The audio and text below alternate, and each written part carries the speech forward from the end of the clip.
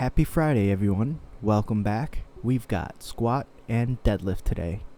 I like doing both exercises, especially in the same session, just because once my legs are primed up from squatting, it just helps with going right into deadlifting, but it is quite demanding. So with training like this, it can be quite difficult when you get towards the peaking weeks. So when you get towards the higher weights and things like that, it can be pretty tough.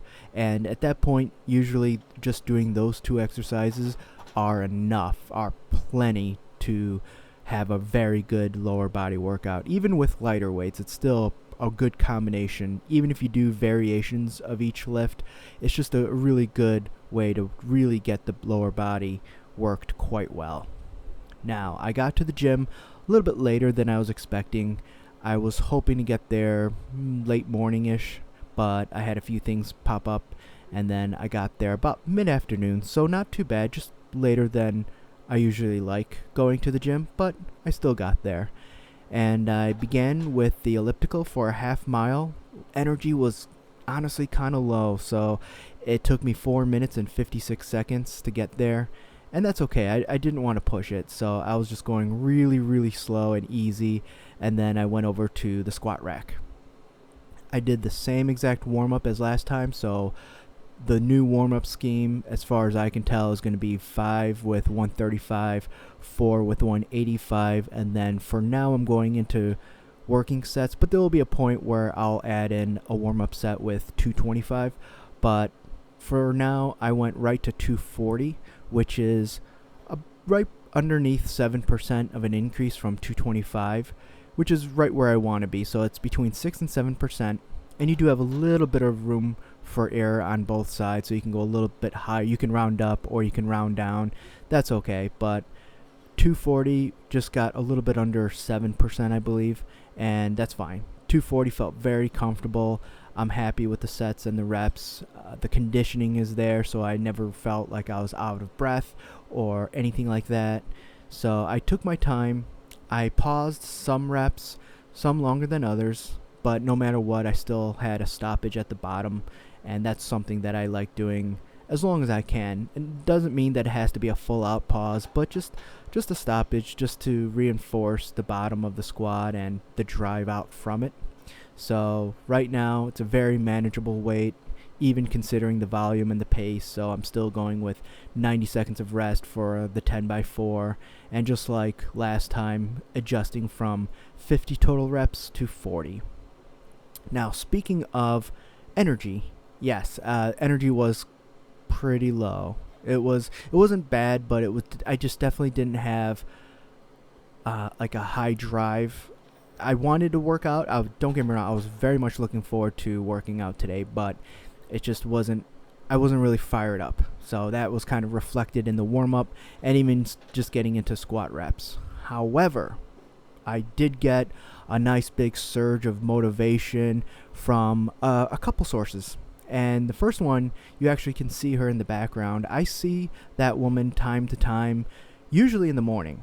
I normally don't see her if I do like an afternoon or an early evening session, but today I did, and it's always great just because she does fantastic lower body exercises.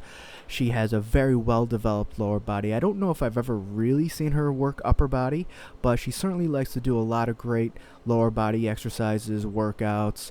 Her form is usually pretty much right spot on, and I hope she just really enjoys what she does because she's certainly getting the benefits.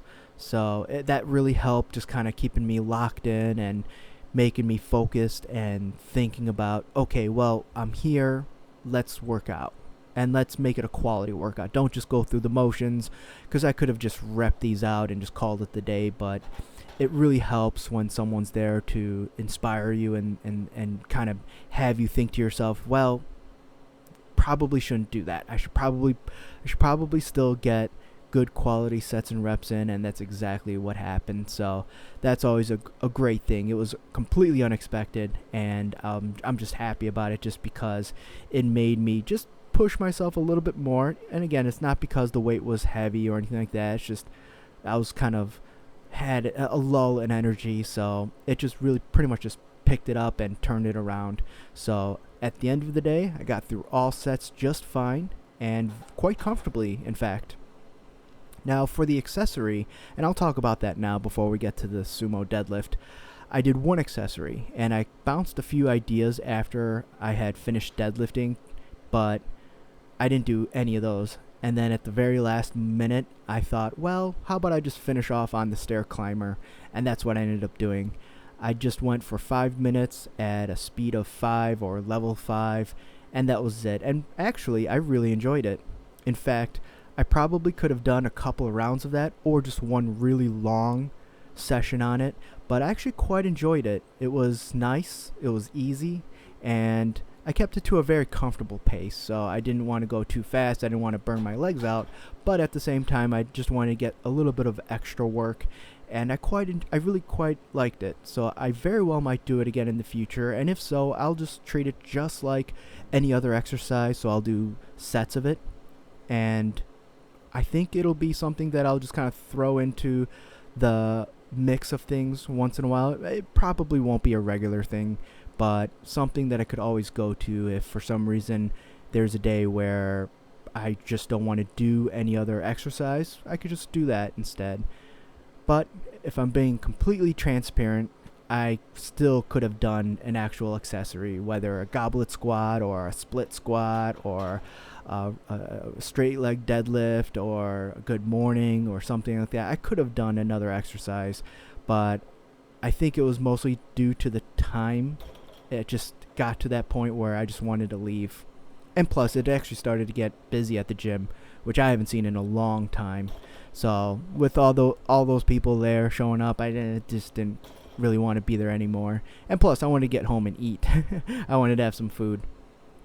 Okay, sumo deadlift. Just like the squat, I did another increase. Now this one was about right in between 6 and 7%, about 6.5, maybe towards 6 3/4. And I went from 315 to 335. So 20-pound increase. And I toyed around with the idea of adding another warm-up set. So I did 5 with 225, 4 with 275, and then I went right into 335 for the 10x4 with 90 seconds of rest in between sets.